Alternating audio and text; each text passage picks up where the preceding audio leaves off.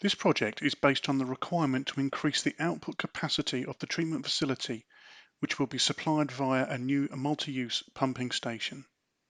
The new facility is created in Revit and will house the pump and treatment equipment.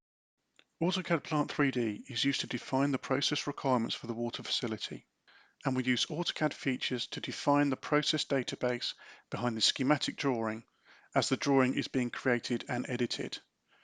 Producing error-free reports such as equipment and line lists then becomes an easy task. The piping model is a 3D representation of the P&ID, and the data can be accessed while we are creating the piping.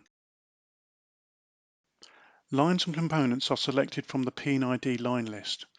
Selecting the line transfers the P&ID data and also accesses the piping spec and catalogue to place the correct valve along with its mating flanges.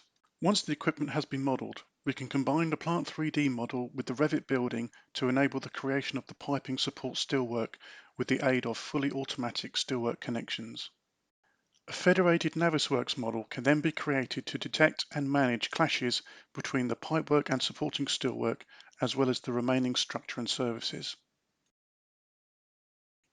At any point in this process, an InfraWorks model can be created to track the progress of the building and equipment creation together with the many other various disciplines as they progress within the wider context of the project environment.